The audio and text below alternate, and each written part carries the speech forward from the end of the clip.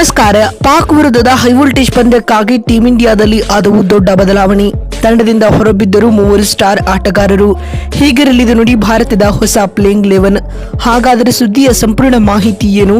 ಅಷ್ಟಕ್ಕೂ ಪಾಕ್ ವಿರುದ್ಧದ ಚಾಂಪಿಯನ್ಸ್ ಟ್ರೋಫಿಯ ಪಂದ್ಯಕ್ಕೆ ಟೀಂ ಇಂಡಿಯಾದ ಪ್ಲೇಯಿಂಗ್ 11 ಯಾವ ರೀತಿಯಾಗಿರಲಿದೆ ಮತ್ತು ಪಂದ್ಯದ ಪಿಚ್ ರಿಪೋರ್ಟ್ ಹೇಗಿದೆ ಹಾಗೂ ಚಾಂಪಿಯನ್ಸ್ ಟ್ರೋಫಿಯಲ್ಲಿ ಉಭಯ ತಂಡಗಳ ಹೆಡ್ ಟು ಹೆಡ್ ದಾಖಲೆ ಯಾವ ರೀತಿಯಾಗಿದೆ, ಹೀಗೆ ಇದರೆಲ್ಲದರ ಬಗ್ಗೆ ಇವತ್ತಿನ ಈ ಒಂದು ವಿಡಿಯೋದಲ್ಲಿ ಸಂಪೂರ್ಣವಾಗಿ ತಿಳಿಸಿಕೊಡ್ತಾ ಹೋಗ್ತೀನಿ. ಆದ್ದರಿಂದ ದಯವಿಟ್ಟು ಈ ವಿಡಿಯೋವನ್ನ ಕೊನೆವರೆಗೂ ನೋಡಿ. ಆದರೆ ಅದಕ್ಕಿಂತಲೂ ಮುನ್ನ ನೀವು ಕೂಡ ಟೀಂ ಇಂಡಿಯಾದ ಅಭಿಮಾನಿಗಳಾಗಿ ಈ ವಿಡಿಯೋವನ್ನು ನೋಡುತ್ತಿದ್ದರೆ ತಪ್ಪದೆ ಈ ಕೂಡಲೇ ಈ ವಿಡಿಯೋಕ್ಕೊಂದು ಲೈಕ್ ಮಾಡಿ. ಹೌದು, 2025ರ ಚಾಂಪಿಯನ್ಸ್ ಟ್ರೋಫಿಯಲ್ಲಿ ಟೀಂ ಇಂಡಿಯಾವು ಗೆಲುವಿನ ಆರಂಭವನ್ನ ಮಾಡಿದೆ.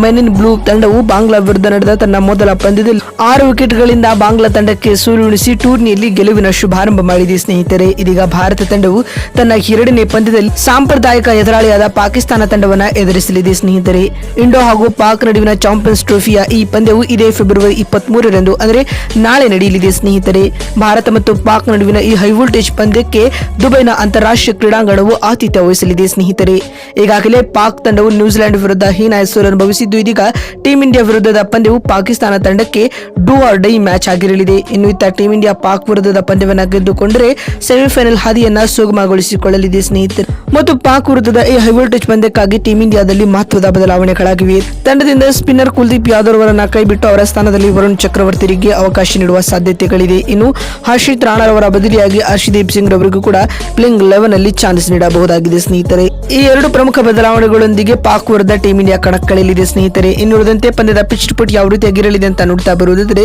ದುಬೈನ ಪಿಚ್ಗಳು ಸ್ಪಿನ್ ಟ್ರ್ಯಾಕ್ಲಿ ಪಿಚ್ ಅಂತ ಹೇಳಿದ್ರು ಕೂಡ ಕಳೆದ ಪಂದ್ಯದಲ್ಲಿ ಫಾಸ್ಟ್ ಬೌಲರ್ಗಳು ಪರಿಣಾಮಕಾರಿಯಾಗಿದ್ದು, ಇನ್ನು ಇಲ್ಲಿ ಸೆಕೆಂಡ್ ಇನ್ನಿಂಗ್ಸ್ ನಲ್ಲಿ ಡ್ಯೂ ಇರುವ ಕಾರಣ ಇಲ್ಲಿ ಟಾಸ್ ಗೆದ್ದಂತ ತಂಡದ ನಾಯಕ ಮೊದಲು ಬೌಲಿಂಗ್ ಮಾಡುವ ಆಯ್ಕೆಯನ್ನು ಆಯ್ದುಕೊಳ್ಳಲಿದ್ದಾರೆ. ಸ್ನೇಹಿತರೆ, ಮತ್ತು ಐಸಿಸಿ ಚಾಂಪಿಯನ್ಸ್ ಟ್ರೋಫಿಯಲ್ಲಿ ಉಭಯ ತಂಡಗಳ ಹೆಡ್ ಟು ಹೆಡ್ ದಾಖಲೆ ಯಾವ ರೀತಿಯಾಗಿದೆ ಅಂತ ನೋಡ್ತಾ ಬರುವುದಾದರೆ, ಸಾಮಾನ್ಯವಾಗಿ ಐಸಿಸಿ ಇವೆಂಟ್ ಗಳಲ್ಲಿ ಟೀಂ ಇಂಡಿಯಾ ಪಾಕ್ ವಿರುದ್ಧ ಮೇಲುಗೈ ಸಾಧಿಸುತ್ತಿತ್ತು. ಆದರೆ ಚಾಂಪಿಯನ್ಸ್ ಟ್ರೋಫಿಯಲ್ಲಿ ಟೀಂ ಇಂಡಿಯಾ ವಿರುದ್ಧ ಪಾಕ್ ತಂಡವು ಪ್ರಾಬಲ್ಯ ಮುಂದುವರೆಸಿದೆ. ಸ್ನೇಹಿತರೆ, ಆಡಿದ 5 ಪಂದ್ಯಗಳಿಂದ ಪಾಕ್ ತಂಡವು 3 ಪಂದ್ಯಗಳನ್ನು ಗೆದ್ದುಕೊಂಡರೆ ಟೀಂ ಇಂಡಿಯಾ ಕೇವಲ 2 ಪಂದ್ಯಗಳಲ್ಲಿ ಮಾತ್ರ ಜಯ ಗಳಿಸಿದೆ. ಸ್ನೇಹಿತರೆ, ಮತ್ತು ಪಾಕ್ ವಿರುದ್ಧದ ಈ ಹೈವೋಲ್ಟೇಜ್ ಪಂದ್ಯಕ್ಕೆ ಟೀಂ ಇಂಡಿಯಾದ ಪ್ಲೇಯಿಂಗ್ 11 ಯಾವ ರೀತಿಯಾಗಿರಲಿದೆ ಅಂತ ನೋಡ್ತಾ ಬರುವುದಾದರೆ, ಆರಂಭಿಕರಾಗಿ ರೋಹಿತ್ ಶರ್ಮಾ ಮತ್ತು ಶುಭ್ಮನ್ ಗಿಲ್ ಕಣಕ್ಕಿಳಿಯಲಿದ್ದಾರೆ. ಸ್ನೇಹಿತರೆ, ಟೀಂ ಇಂಡಿಯಾ ತಂಡದ ಪರ ಪ್ರಸ್ತುತ ಶುಭ್ಮನ್ ಗಿಲ್ ಅದ್ಭುತ ಫಾರ್ಮ್ ನಲ್ಲಿದ್ದಾರೆ ಮತ್ತು 3ನೇ ಕ್ರಮಾಂಕದಲ್ಲಿ ವಿರಾಟ್ ಕೊಹ್ಲಿ ಕಾಣಿಸಿಕೊಂಡರೆ ನಂಬರ್ 4 ಸ್ಲಾಟ್ ನಲ್ಲಿ ಶ್ರೇಯಸ್ ಅಯ್ಯರ್ ಬ್ಯಾಟ್ ಬೀಸಲಿದ್ದಾರೆ. ಅಯ್ಯರ್ ಕಳೆದ ಬಾಂಗ್ಲಾ ವಿರುದ್ಧದ ಪಂದ್ಯದಲ್ಲಿ ಲೂಸ್ ಶಾಟ್ ಆಡುವ ಮೂಲಕ ಎಲ್ಲರಿಗೂ ನಿರಾಸೆ ಮೂಡಿಸಿದರು ಮತ್ತು 5ನೇ ಕ್ರಮಾಂಕದಲ್ಲಿ ವಿಕೆಟ್ ಕೀಪರ್ ಕಮ್ ಬ್ಯಾಟ್ಸ್ಮನ್ ಆಗಿ ಕೆಎಲ್ ರಾಹುಲ್ ಆಡಿದರೆ 6ನೇ ಸ್ಲಾಟ್ ನಲ್ಲಿ ಸ್ಟಾರ್ ಆಲ್ರೌಂಡರ್ ಆಗಿ ಹಾರ್ದಿಕ್ ಪಾಂಡ್ಯ ಕಣಕ್ಕಿಳಿಯಲಿದ್ದಾರೆ ಮತ್ತು 7ನೇ ಕ್ರಮಾಂಕದಲ್ಲಿ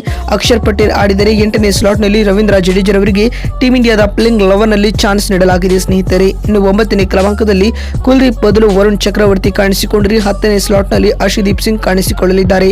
ಇನ್ನು ಎಟ್ ನಂಬರ್ 11 ನಲ್ಲಿ ಶಮೀರ್ ಅವರಿಗೆ ಪ್ಲೇಯಿಂಗ್ 11 ನಲ್ಲಿ ಚಾನ್ಸ್ ನೀಡಲಾಗಿದೆ. ಶಮಿ ಕಳೆದ ಬಾಂಗ್ಲಾ ವಿರುದ್ಧದ ಪಂದ್ಯದಲ್ಲಿ 5 ವಿಕೆಟ್ ಕಬಳಿಸುವ ಮೂಲಕ ಅದ್ಭುತ ಲಯದಲ್ಲಿದ್ದಾರೆ. ಸ್ನೇಹಿತರೆ, ನೋಡಿದ್ರಲ್ಲ, ಪಾಕ್ ವಿರುದ್ಧದ ಪಂದ್ಯಕ್ಕೆ ಟೀಂ ಇಂಡಿಯಾದ ಪ್ಲೇಯಿಂಗ್ 11 ಯಾವ ರೀತಿಯಾಗಿರಲಿದೆ ಅಂತ ತಿಳಿಸಿಕೊಡುವ ನಮ್ಮ ಈ ಪ್ರಯತ್ನ ನಿಮಗೆ ಇಷ್ಟವಾಗಿದ್ದಲ್ಲಿ ತಪ್ಪದೆ ಈ ಕೂಡಲೇ ಈ ವಿಡಿಯೋಗೊಂದು ಲೈಕ್ ಮಾಡಿ. ಅದೇ ರೀತಿ ನಿಮ್ಮ ಪ್ರಕಾರ ಈ ಪಂದ್ಯವನ್ನ ಯಾರು ಗೆಲ್ಲಬಹುದು ಎನ್ನುವುದನ್ನು ಕಾಮೆಂಟ್ ಮಾಡುವ ಮೂಲಕ ತಪ್ಪದೆ ತಿಳಿಸಿ. ಮತ್ತೊಂದು ವಿಡಿಯೋದಲ್ಲಿ ಸಿಗ್ತೀನಿ. ನಮಸ್ಕಾರ.